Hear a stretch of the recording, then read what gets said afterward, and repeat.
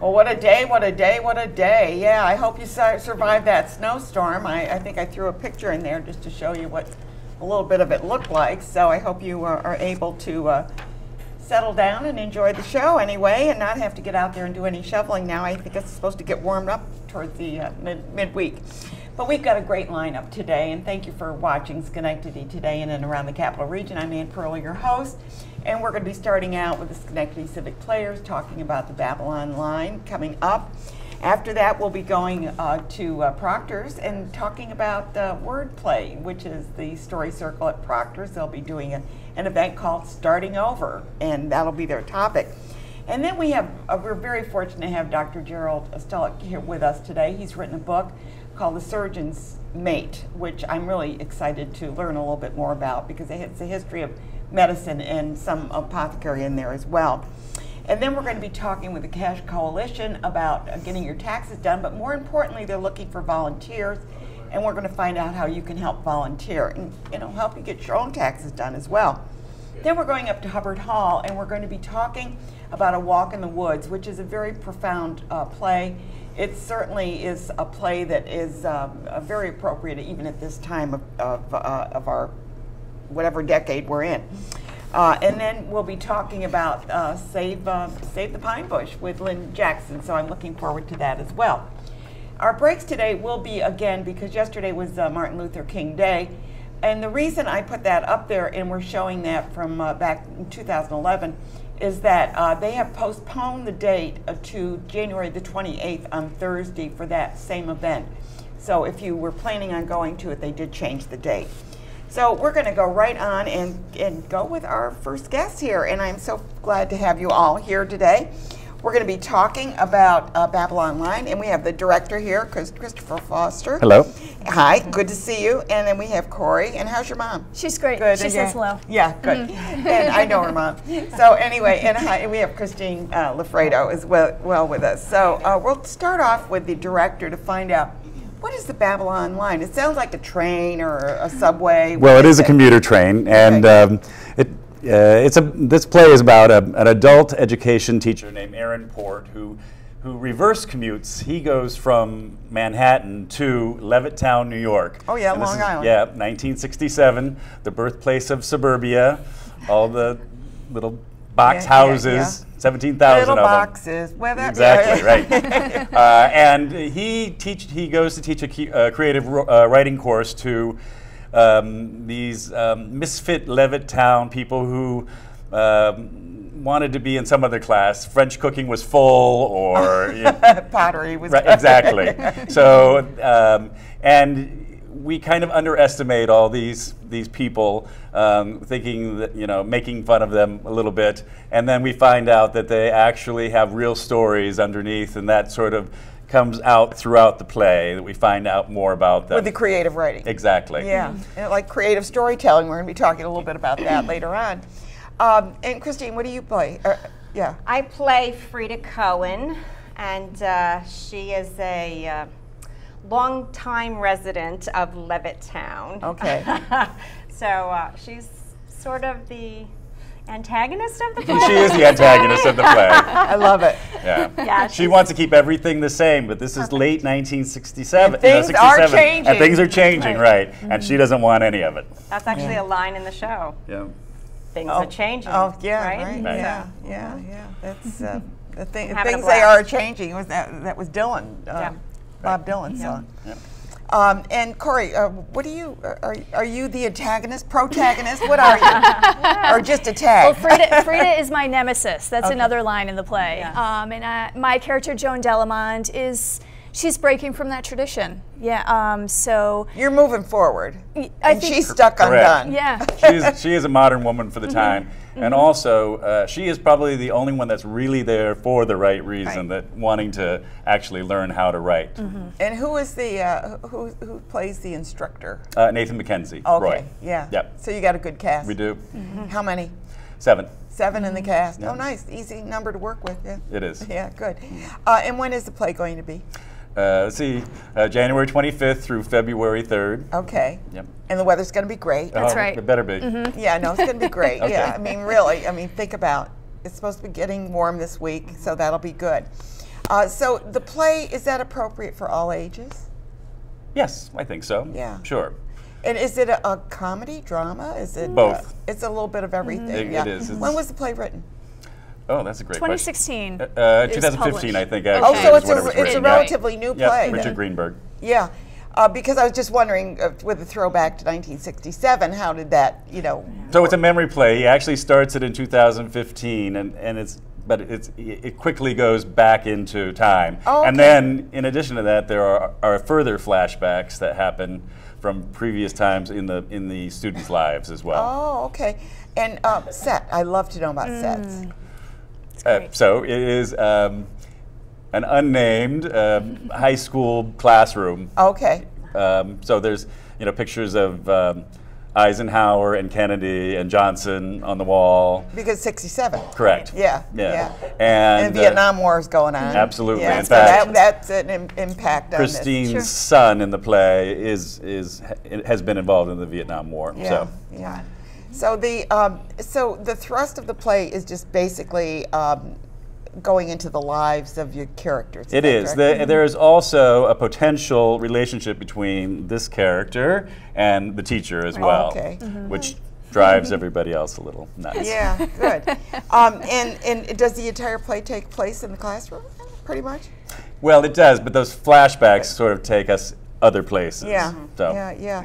So, you picked this play, obviously. I did, And yeah. what caused you to pick this play? So I have been in adult education for 30 years, actually, in my real life, and there was just something about when I Read the play. and became aware of what it was about that I could relate to it, because when I started off, I sort of underestimated adult education and its value, and then really quickly I learned what sort of impact it had on the lives of people, and then I saw that being played out in this play, and it just excited me about tackling it and Yeah, so taking you've it been on. involved in adult education. So this is something where you see people come in and then they either grow or they don't. That's correct. Yeah, I mean it's one or the other. That's right. It's nothing in between. Yeah.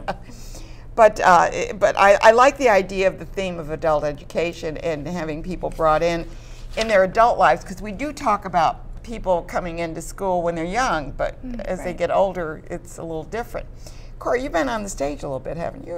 I see you've been on the show before. I know that. I have, yeah. Not too long ago. I Yeah. think this is my fourth stop here on Schenectady Oh, today. great! Yeah, this is great. And what caused you to get into acting?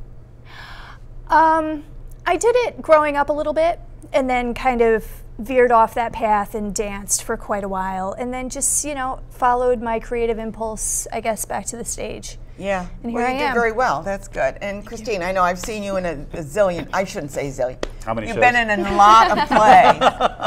I mean, look how young she is, and she's like got this I history. am. I started when I was like 2. I think you were Shirley Temple. Yeah, right, exactly. Yeah. And do you have a favorite part that you ever played? Yes.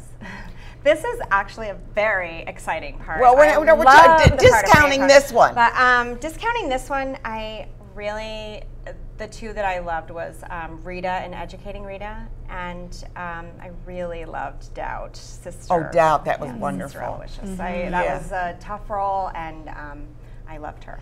And you were, I'm sure it was you that was in the play where the anthropologists and there was all yes, men. the Explorers Club. I love that. I Yeah. love that. You were so good in that. Thank Everybody you. was terrific in That that. was It was a comedy. It fun was really play. good. Yeah. Well, I wish you all break a leg. I guess I Yeah. should say Thank that. you. Thanks. But we want to remind people you can get your tickets online. Just go to civicplayers.org, or you can just walk in. They'll sell you a ticket right at the door. January 25th. Through the 3rd of February, and you have plenty of opportunities. You have matinees on Sunday. Get out there and see it, right? That's right. Yes, thank We you. open Yeah. Friday. Yeah, This and Friday. Love it. support local theater. Not your local sheriff, but well, you can support them too. But how about local theater too? Sounds good. Great. Thank you, Ann. Good. We're going to take a quick break, and we'll be looking at some of the footage from an early Martin Luther King Day. And when we come back, we're going to be hearing from Kate Dunning, and she has a story for us today. So stay tuned. Praise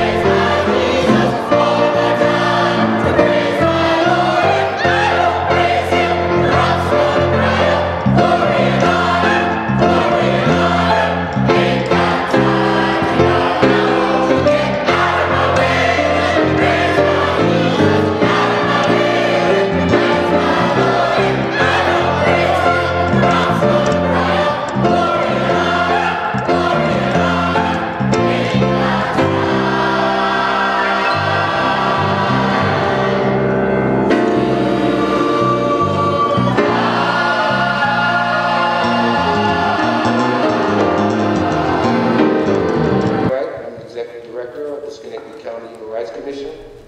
And before we get into the standard dignitaries. Well, Kate Dunning is with us today, and it's always fun to have Kate on because she always has a story for us.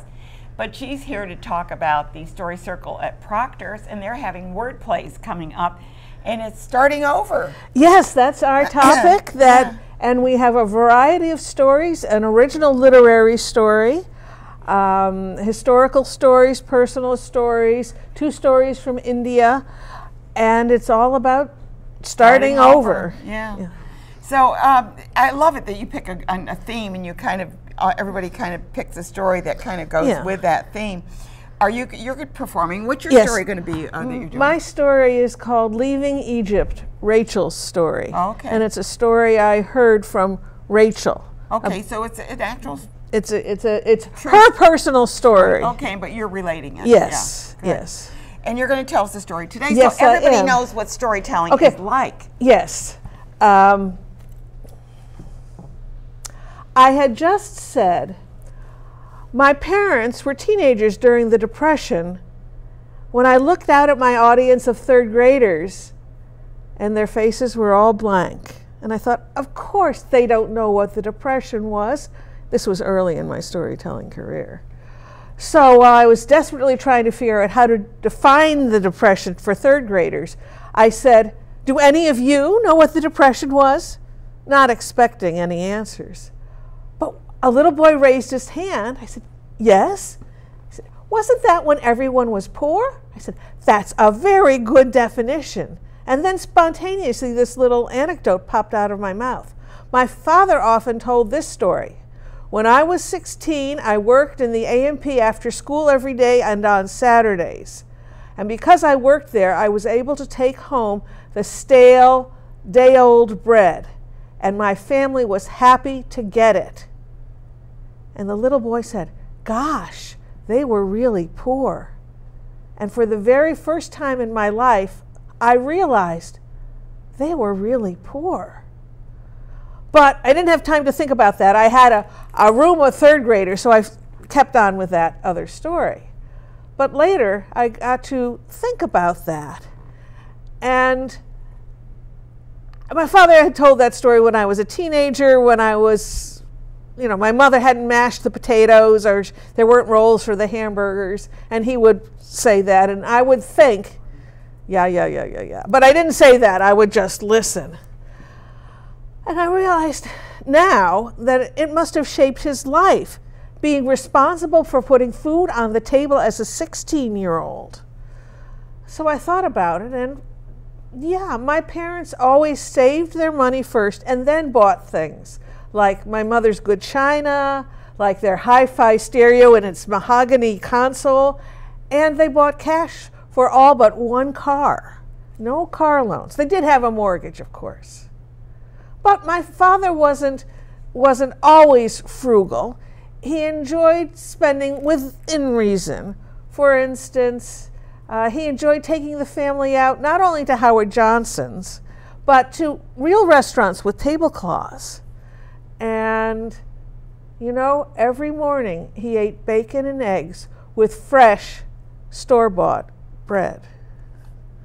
So I've mentally thanked that 3rd grader many times for helping me replay my father's life and helping me to be able to see his life through his eyes. It's a wonderful story, Kate. But as I was listening to that, all I could think of was he may have been poor financially, but it sounds like he was pretty rich. Yes, and he always, one of his comfort foods when he was sick, milk toast, which that's what you do with stale bread to bring it back, or you make stuffing, or I guess we don't think so much of stale bread anymore because we throw it in the refrigerator and it's fine. Right. Well, yeah.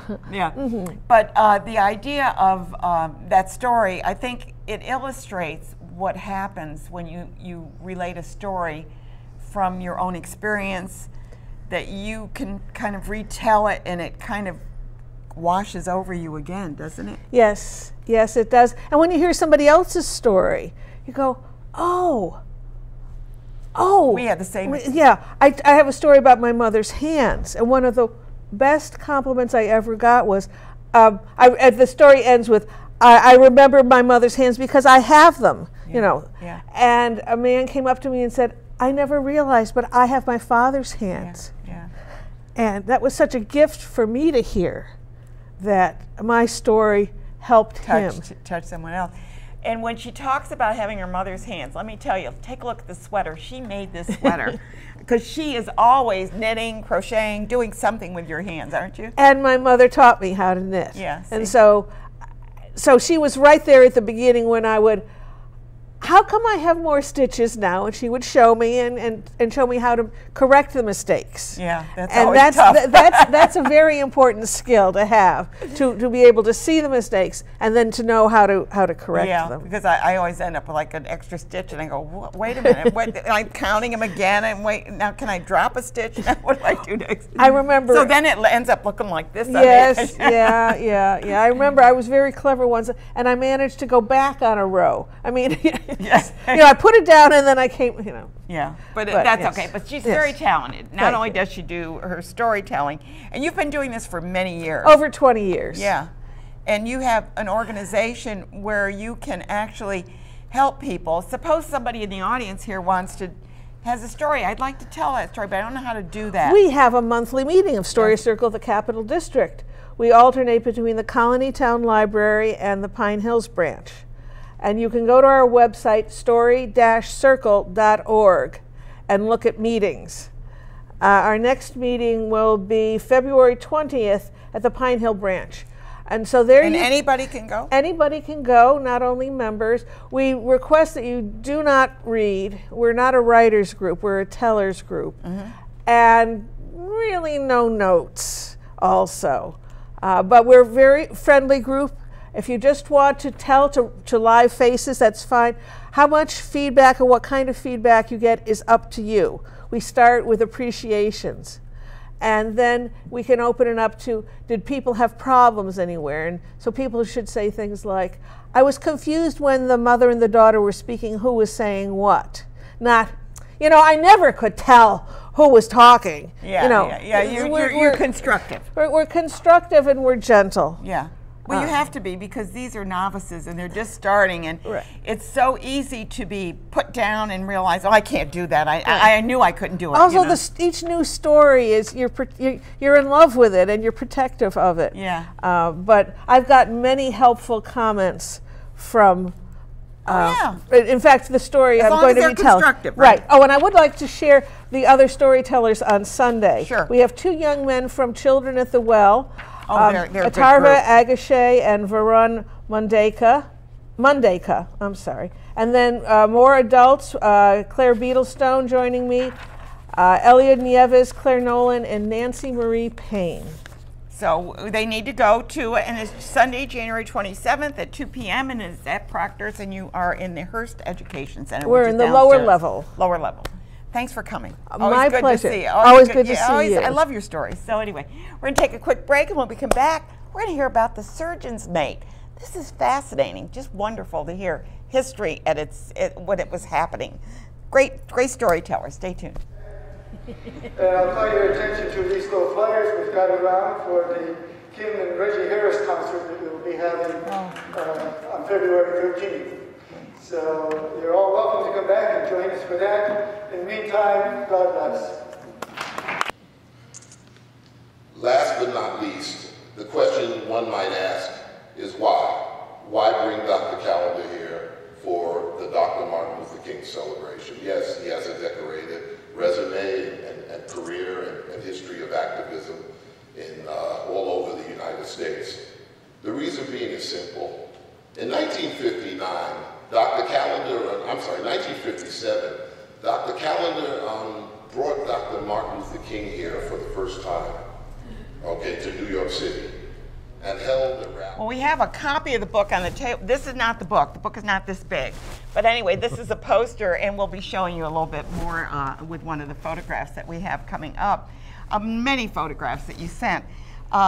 It's really a delight to meet you and to see your book. And I noticed, and I have you bookmarked on my computer because you can read part of the book on Amazon. Is it? Yes. Yeah. And so I plan to do that.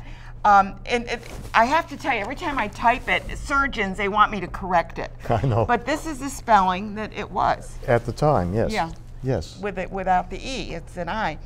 What got you started in writing a historical novel, first of all, which is very difficult to do because you got to really look?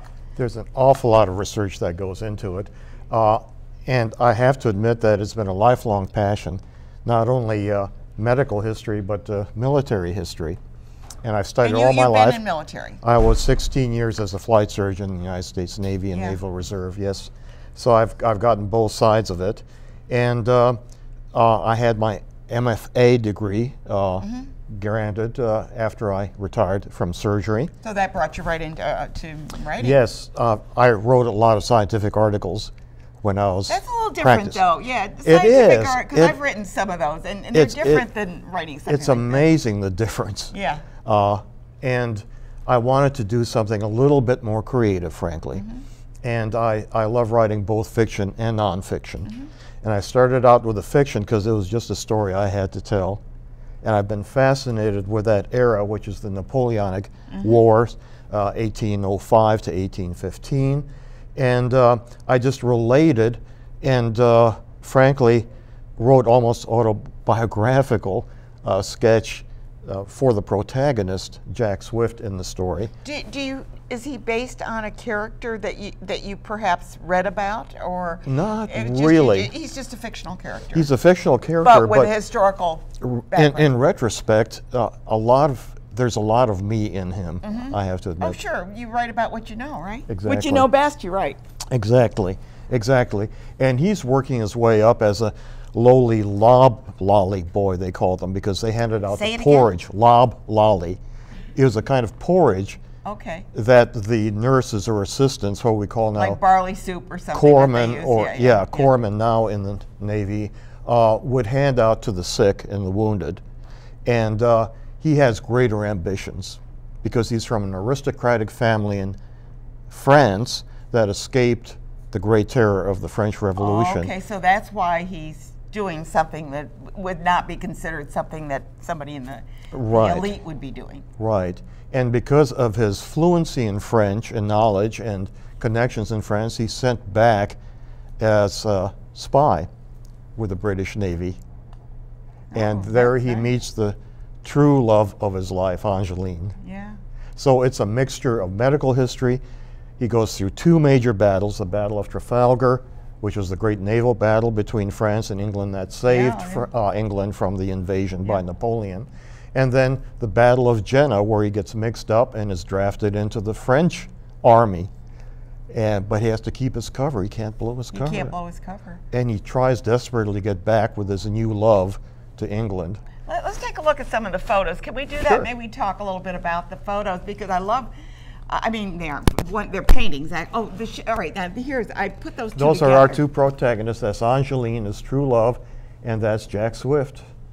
Yeah, and this, I love this. You know, I'm gonna love that, right? Absolutely. Because I have some of those. You know. I know. I bet you do. I have some collections of collectibles, and that's his disguise as a dragoon in the French army. And I love the fact that you found a photo or a graphic, I'm sorry, of medical instruments at that time. They don't look too friendly. It looks like something that might have been used in some chamber that you wouldn't want to be in. I've got to admit, the modern instruments aren't much better. No, they aren't much better. I have to admit that too. Just as frightening. Yes.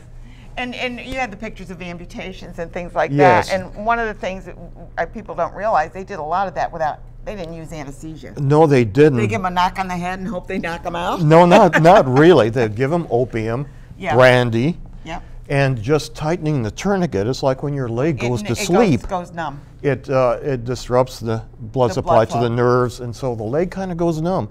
Plus, these people were brave. They weren't squeamish like we are these days. They just expected pain in their lives and could tolerate it. And the amputation took only a few minutes. Yeah, and it was over with. Yeah. And the mortality was not much worse than it is nowadays. That's amazing without any antibiotics. Exactly. The penicillins and stuff didn't come in into the early 1900s. So now we're looking at treatment without. I mean, it has to be aseptic. I mean, you don't want any antiseptic. You want. Yeah, but back then there was no concept of bacteria or antisepsis. Well, and it was interesting that we talked about that with childbirth, they would go, for that one time, they were going from patient to patient to patient without washing their hands. And it was worse, they'd go from the dissecting room, dissecting cadavers that were moldering, and go straight into the childbed wards. Yes. And that's why women died of. We're dying right and left of puerperal fever. And that's why they felt it was better if they had their babies at home. It was safer. It probably was safer. Probably safer, yeah. Yeah. So I mean, when you look at how I don't want to say, I use the word ignorance because that doesn't mean that there's something wrong. You just don't know about it. That's the word that just shows that you just don't know. But look at nowadays, we don't know about Alzheimer's, we don't know about cancer, we don't know about psychiatric disorders. So 200 years they'll be looking back on us as ignorant and barbaric. They put them where? What they Yeah. did? Why didn't they just do this? Yeah. You know, yeah, I know. Yeah. And of course the research with drugs and with robotics, when you're looking at surgery now, they do things with robotics that is amazing. I had a meniscus done and it was like bing, bing, it was done. And especially in the military, where the best specialist may be 200 miles away from the front line and needs immediate surgery and can operate from long distance. Yeah. Amazing stuff. It is amazing, isn't it? Yeah. They just, well, you've seen it because you started out many years ago. I don't say that many years ago, but years ago when things were different. And vastly change different. On a dime. They do. They do. You know, it's amazing. So this book kind of gives you a feel, because you go into the medical aspect of the book. Very much so. Yeah. And again, thoroughly researched, plus so many books I've read about medical fiction. Unfortunately, I don't mean to be disparaging, but the author isn't a physician, doesn't understand. I love Robin Cook, because Robin Cook is just like, he's an ophthalmologist, I think. Yeah, so he knows what he's talking about. He knows what he's talking about. But they'll go to their own practitioner and say, what would it be like if I get a stab wound in my leg, and then they'll try and make it up. But I've seen this stuff. Every injury, every disease in the book, I've seen and treated myself. Yeah, oh my God. So I know what I'm talking about. And unfortunately, it can get graphic, but then there's a lot of beautiful stuff in there, and the romance and everything. Yeah, well, and the idea that as a physician, what you would do in private practice in your hometown is different than military practice. Let's face it, I mean, the injuries are much different. Yes. I mean, not that there couldn't be the same injury in both cases, but the fact is you're seeing a lot of trauma. Yes, but unfortunately that's starting to shift, because now we're starting to see the military kind of injuries, military kind of weapons, and trauma in the civilian practice, where people are using automatic weapons, So now we're starting to see it. Yeah. Yeah. So I guess, I'm thinking it wouldn't happen, but when you look at what happened in Las Vegas and things like that. I mean, there were so many things that they had their triages right there, and you just kind of have to be ready, right? Yeah. So I thank you for writing this. And thank you. I'm looking forward to reading what I. It's getting great reviews, and I'm very excited about it. It's just been out 6 months, and. And where can I get it? You can get it on Amazon. I'm trying to get into Barnes and Noble, but check Amazon the right Open Door now. here in Schenectady. They're a wonderful bookstore, and they do a lot of I plan to go there. Guests, yes. And book I'm already writing a sequel. Yeah, cool. And lastly, I'm writing a nonfiction book, which is the history of military medicine from antiquity, Greece and Rome, all the way up to the present. And this is something I've been working on all my life.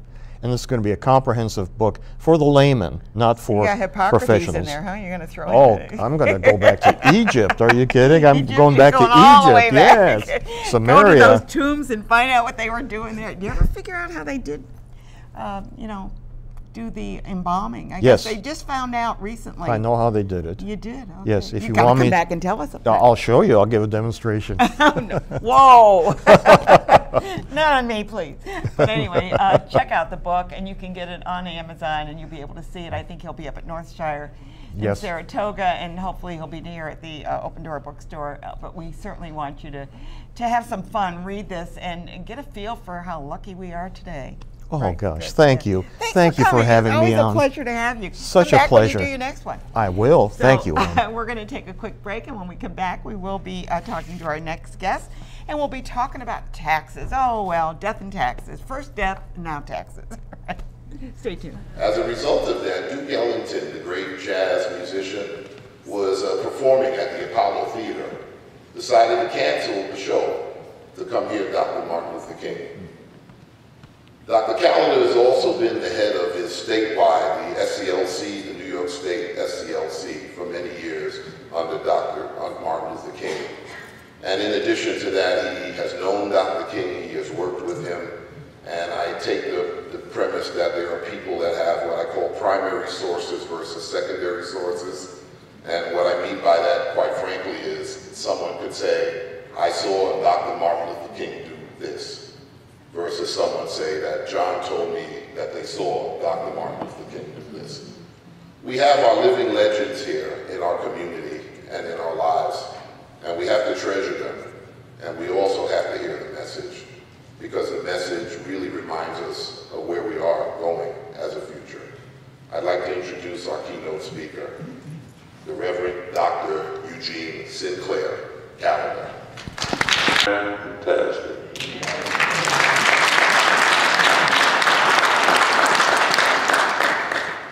You didn't know it, but you sang my favorite song today, I think. And here we are back again, and getting ready for the season, it's tax time. I know that you're watching the mail because all your mail is coming in with your forms saying your 1099, W-2s. Well, your W-2s, of course, and your 1099s for dividends and for interest coming in. Keep those all in one file. Yes. Don't just put them in the back of the desk, No. but keep them together, right? Yes. So Tracy here and Andrea are with us today to talk about, they're from the Cash Coalition, and that is a coalition that tries to keep you, the cash is, say what does CASH stand for? Creating Asset Savings and Hope. Yeah, see, there you go. Yeah. I always kind of forget the direction there. But I knew she'd know right off the bat. So what we're trying to do is get people to think about their money in a very positive way, not like, oh God, because you bring so much money back into our community through this program that you do as well. Yes. So first of all, you need volunteers. Yes. So a lot of volunteers. Okay, so tell us how people can volunteer. So people can volunteer in several different ways at the sites. You can be a scheduler, you can be a greeter where you greet clients coming in. You don't have to do anything with numbers, you can just say no, hi. No. Our main volunteers are mostly tax preparers. Yeah, no, I understand but there that. are other opportunities at the sites that you can engage in. Because we don't want to scare them away. No. And the volunteer actually is not just volunteering for tax preparation, but it also is a chance for them to gain employability skills and confidence into the workforce. Oh, that's good. And really help them engage, build their resume. So it's not just about volunteering for the tax prep, although that's great, we want you to come. But it also gives benefits out to the people. Oh, that's a great, I guess I didn't realize that you were able to do that as well. Yes. But because it's important, because when you talk about finances and money, that's a whole big thing. It's not just tax. We know, we got 4 months here, we got to do the taxes, right? But before that, you have to get employed, you have to get, there's a lot of things that go into this. So you're looking for volunteers, first of all, and these can be anyone from people who, and what if I'd like to do that? I'd like to learn how to do taxes. Would you teach me? Yes. Come on, you're going to come over and show me? Yeah. So part of learning how to do taxes is learning tax law. And there are several ways you can come by doing that. There's a whole online curriculum created by the Internal Revenue Service for individuals who want to volunteer. There's also our in-person option where we offer the classroom setting, and individuals can come in and learn tax law through our classroom setting as well. Okay, so you do teach them how to do it. How much of a course is that? Is like 3 weeks or what? It actually depends on the individual. Some people can come in, they can sit down, they can learn it in a day or two. Yeah. Some people, it takes them 3 or 4 weeks. It just depends on what your level of knowledge is and how much time you're willing to put into it. And if you've done your own taxes before, then you got a better knowledge of absolutely. it as well. Absolutely. Yeah, Absolutely. that helps. So now, so now you've got your volunteers for both ends, right? Coming in and doing the work. Okay, now you got to get your clients in. How do you do that? Yeah. So our client base consists of households. So it's families or individuals who make $55,000 and below. Okay. So you say you make $55,000 and below, you get all of your tax documents, you call 211 or you go onto our website. And 211 is the United Way website. Yes. Or a phone line. Yeah. Health and Human Service free call line, information line. Not just for taxes, by the way. Yeah. Not just for taxes, everything. It's for everything. Yeah. Or you could go onto our website, getfreetaxprep.org, and find out where the sites are. So you call, you make an appointment, and you come in with all of your things, and there'll be a tax preparer there to help you prepare your taxes for you. How soon and when do you start doing this, Andrea? January 28th. Okay, is that's the when open the date. government will start accepting them, is that So correct? Monday. Yes. Yeah. Yep. So Monday. now how do you file them? You put them in an envelope and mail them in, or what? No, it's everything. We try to make it as seamless as possible, but we do electronic file, what we call e-file. So everything is put right into a software database.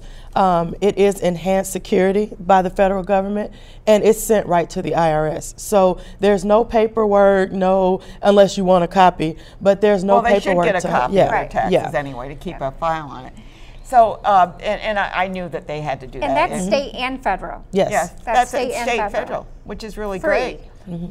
I mean, free, and that's because sometimes they charge for filing or, doing electronic filing, certain things, but this is all free. And that's the amazing thing, it's free. Can you even imagine getting your taxes done for free? I mean, years ago I had them done it and got a bill for $300 and some odd. It's like, it's not even that complex, but I went to an accountant and and some people need that. Yes. I'm not. Some people do I'm need not that. putting that down at all.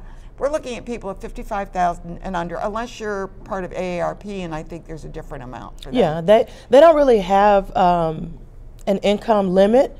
That doesn't mean, if you make $500,000, you want to go to AARP tax aid.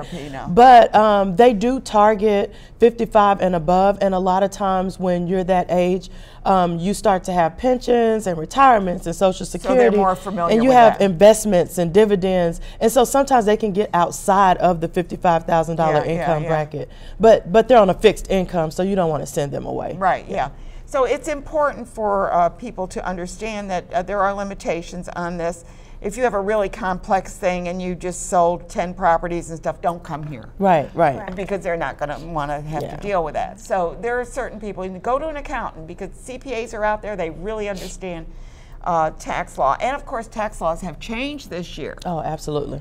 Big tax reform in 2018. And I understand that some people will not be getting their refunds like they thought they were going to get because they didn't change when things changed. Yeah, and just to dispel some of those myths, there really is no exemption this year. Exemptions are zero, so that just leaves you at standard deduction. So there will be some differences in refunds that individuals and families were seeing before. So there's no itemized taxes anymore? There is itemized taxes, but for someone who's making below $55,000, there's not going to be anything. We don't really think there's going to be a lot of that mortgage this or year. Property taxes or anything like that. Because they more than doubled the standard deduction, so yeah. that's going to cover most of the itemized deductions this year.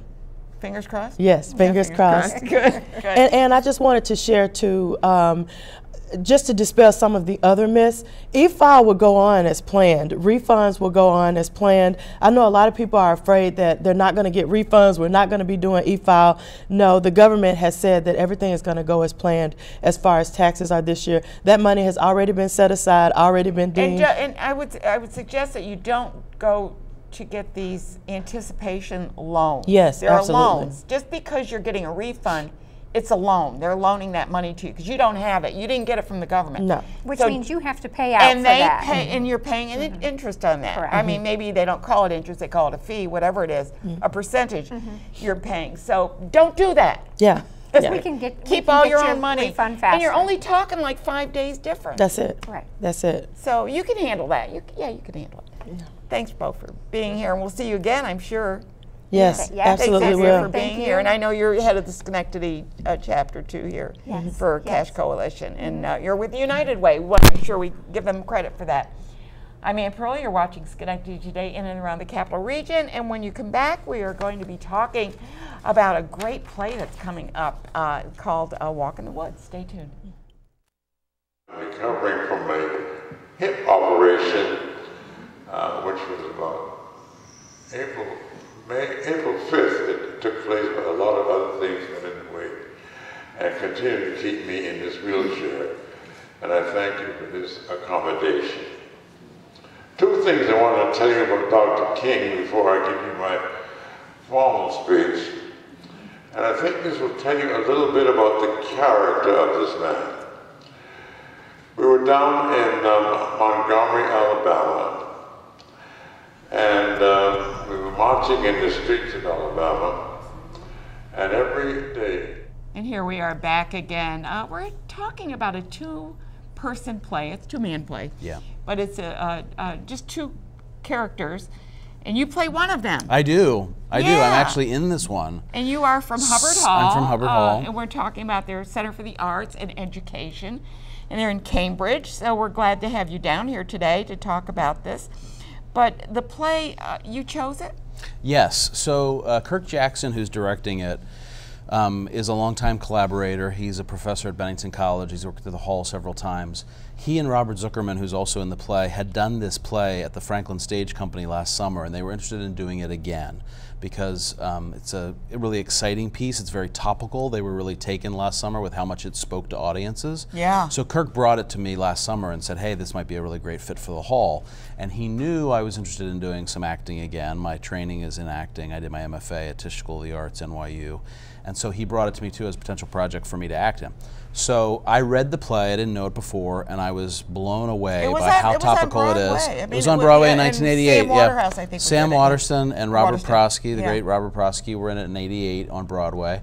But I jumped at it, and so we put it right in the season, and knew that Kirk and Robert were attached, which was great because they're both great artists. And so we started rehearsing about 3.5 weeks ago, and we open on Friday, this Friday the 25th. Exciting. Tell us about the play, because we're talking about a Russian and an American, and they take a walk in the woods. Yeah, so it's based on a true story that happened in about 1984. It's two negotiators, one for the Soviet government and one for the Reagan administration, for our government, and they're meeting in Geneva, Switzerland to discuss a treaty negotiations over thermonuclear war and our ballistic missiles. So Andrei Botvinnik, the Russian, suggests that they take a walk in the woods to talk a little bit and get to know each other. My character, John Honeyman, is from Washington, D.C., is much more by-the-book, policy-oriented guy. He wants to just get to the table and start negotiating. And I think part of what I learn as a character in the piece is the value of relationships and friendships. And so these walks in the wood that you see over the course of 4 scenes are all very heated discussions, very exciting interactions, but it's all these times where they go away from everybody else, they go away from the table and have the sort of nitty-gritty real talk that you want to have in private with somebody else to try to say, how are we going to do this, how are we going to fix this? And obviously today, in this moment of we don't even necessarily know what's being said behind closed doors, it gives you sort of that sort of fly-on-the-wall window into that kind of conversation and a very rich, intelligent debate about the future of the world, people's responsibility to save the earth, all of those things that I always think of in rehearsal. I think about our climate change awareness.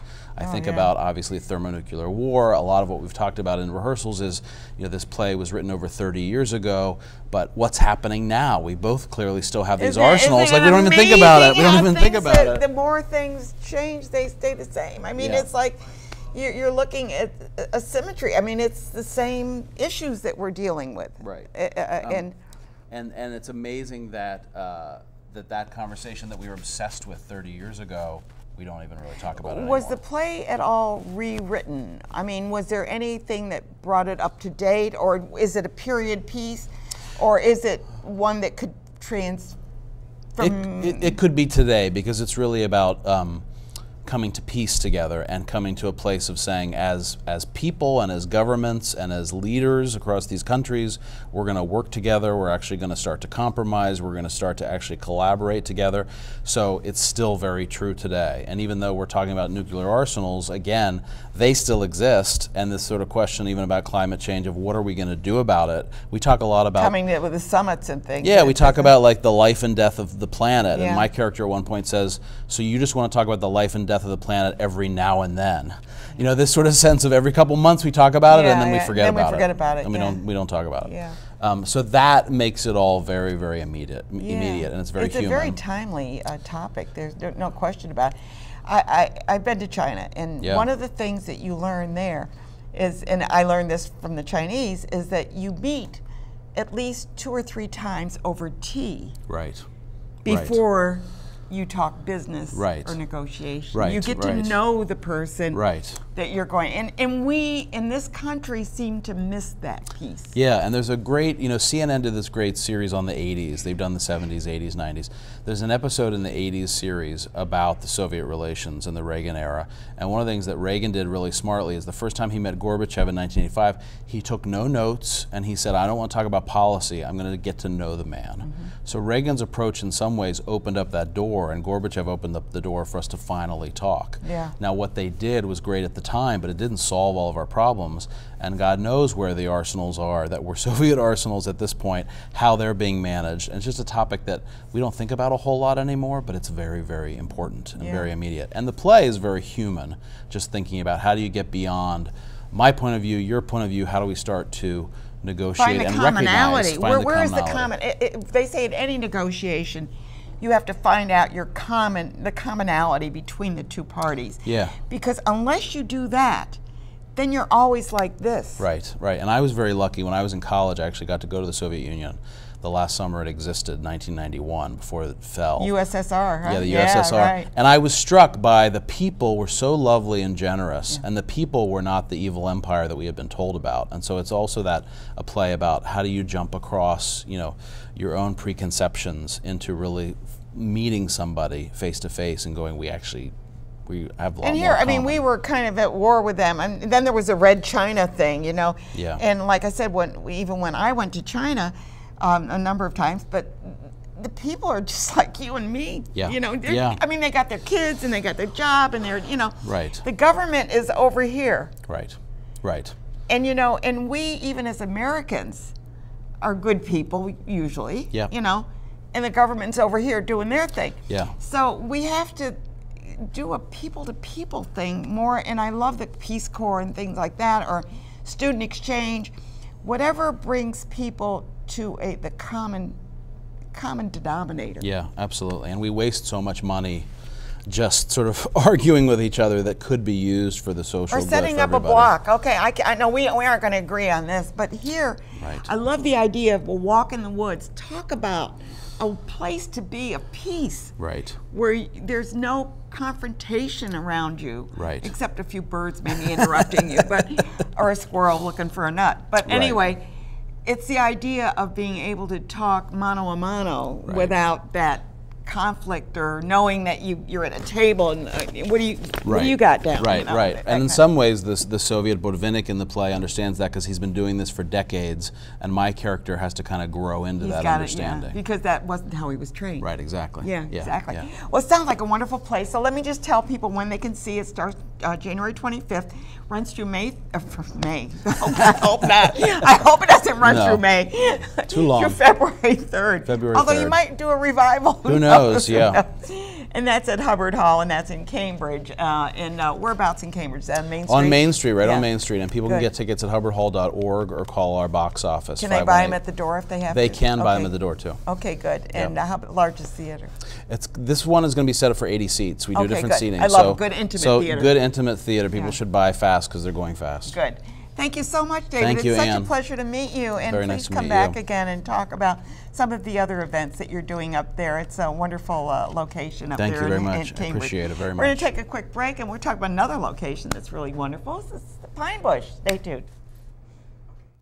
And he would wash us down in that street with the hose of the fire engines, have the dogs bite us and chase us until we finally had to leave that night, every night that way.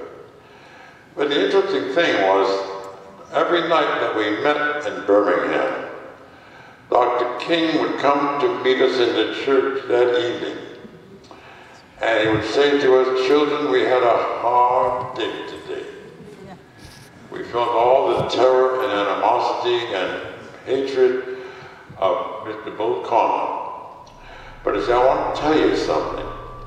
He said, we cannot Well, we were just talking about saving the planet, but let's start local and save the pine bush. Now, why do we need to save the pine bush, the pine barrens? Is this a unique environment? Yes, the Albany pine bush is a rare ecosystem. Some people say it is the best example of an inland pine barrens community in the world. And it has— In the world?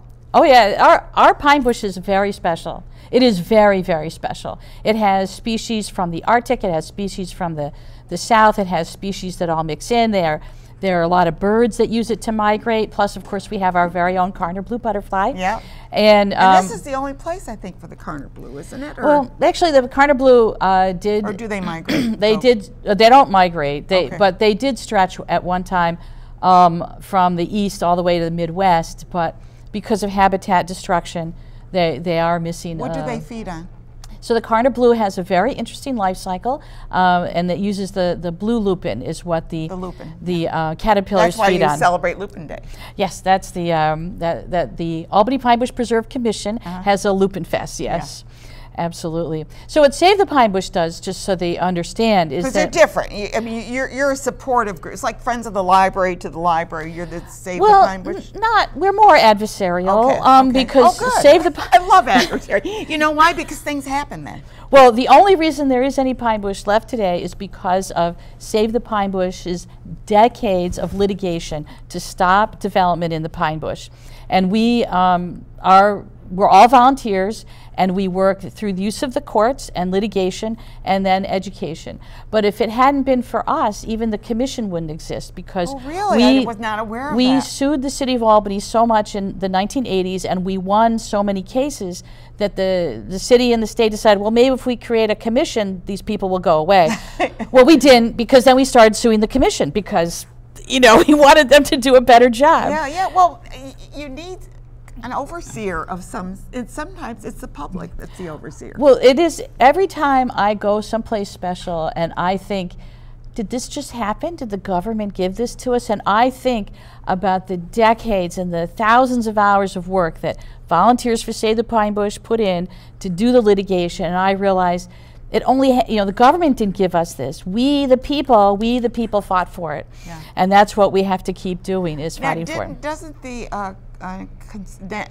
conservator or conservation? Well, the Nature Conservancy is an That's organization. the one I'm trying to think of. Yeah, the Nature Conservancy is a fabulous organization. They buy land. They bought land for you, didn't they? Well, they bought, because we would stop so much development, the Nature Conservancy would go in and negotiate with the developers and purchase the land. And then the state of New York purchases it from them. Okay, so the but state— it's a way to stop things. Well, buying the land is the ultimate. But we don't, Save the Pine Bush, we're just volunteers. We don't have the funds to buy land. But you have a great newsletter, because I think I have a copy of it here. Oh, excellent. Yeah, here's your newsletter. See, right there. Yes. And, subscribe to it, or at least find out where you can get it. There might be available. They got some great articles in here. And right on the front page, I mean, this is an event that you had, but you have a dinner coming up where people can perhaps learn more about what you're doing and how they can support you. Yes, Save the Pine Bush has monthly vegetarian lasagna dinner every third Wednesday of the month. In 2019, we have them all scheduled. This month, we're going to have Ward Stone, who's the former New York State wildlife pathologist. He was an activist. Really. Oh yes, and Keith Shue. They're going to talk about the proposed Sheridan Hollow gas-fired plant.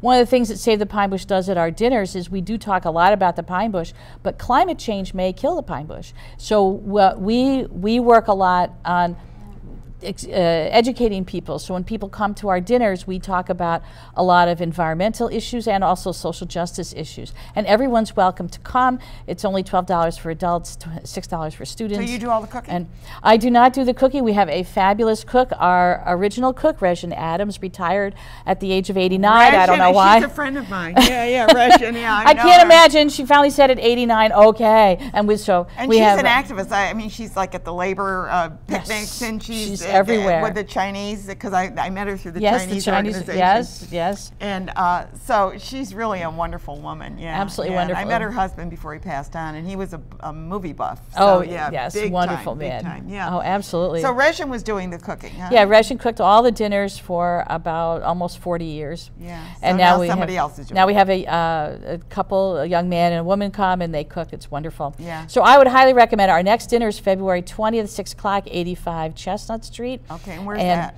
In Albany. Yeah. And there is parking. Is it a private home? No, that's a church, oh, the church. Westminster Okay. Presbyterian Church. Okay. There is a parking lot just to the just before the church, or usually at that time of the day, there's no problem parking around the Empire State Plaza. Yeah, because nobody's working then. Yeah. Oh, well, maybe, I don't know. But anyway, I don't think so. So that was going to be on February the 20th, Wednesday, at 6 p.m. at 85 Chestnut, which is the Westminster Church. And it's $12, $6 for students, $2 for kids. I mean, that's nothing for a dinner, you know, which I'm sure is going to be fabulous. Oh, it's quite delicious. But it's vegetarian, right? It's but all vegetarian. It's all vegetarian. We also have vegan and gluten-free selections. Okay. And also, if people lasagna, I can't imagine being totally vegan because you got to have cheese in there. Well, our chefs make their own homemade cheese out of cashew nuts. It's really pretty good. It's really? Oh, it's delicious. Oh, people should come. People should come. I think so. But if you can't get to the dinner and you really want to hear the speakers, because we have excellent speakers every month, we just put up our first podcast, and it's called Dinner with Save the Pine Bush on iTunes, so people can search for our dinner. That's on the internet. Dinner with Save the Pine Bush, iTunes. Yeah, I'm just going to say who's coming up next week. I'll let Brendan know that I'm going to announce that, and then we're going to come back and finish our conversation. Albany Civic Players is coming up. They're doing 4,000 miles. What a great play that is. I've seen that. Confucius Center is coming on, and we're going to be talking about Chinese New Year and what's coming up there. Frog Alley Brewery is coming up. They just opened up recently, or they're opening up. The Octavo Singers will be here to talk about their event coming up. And then we have a person who's a business strategist coming on to talk about business. And then 1,000 Moms will be here with Dave, and he's the author of Healing the Brain, Stress, Trauma, and the LGBTQ Youth. Phew, did I get that all out? I think I did. So anyway. So one thing I did want to mention is that one of the big challenges we have right now is that Crossgates Mall wants to build 222 apartment units in the Pine Bush. This is land that the commission thinks ought to be fully protected, and we think it should be fully protected. Amen. And so this will probably be an argument, discussion, an argument, a battle, and anyone who wants to work with us. Signs. But we need people to come out to public hearings. We need people to talk about how we people in the Capital District, we need to protect this beautiful, rare ecosystem. We can't build it again. No. I mean, that's the thing you have to realize, that once it's gone, it's gone. It's totally gone, yes. It's like the icebergs. Once they melt, they're gone. You're not going to rebuild them. You know, it's like, you know, there's no way to do that. We need to protect our environment, and the idea of protecting the pine bushes is the beginning, but we need to continuously think in terms of protecting our planet. Right? Yes, we do. Yeah. Thank you for everything you do. Oh. And I will try and get to that dinner. It kind of depends on what my schedule's like, but always got something going on. Thank you so much for being here. It's a pleasure to see you again. I think we might have met before. If not, I'm glad to have met you. So anyways, we're very happy to have you here, and do support the Pine Bush.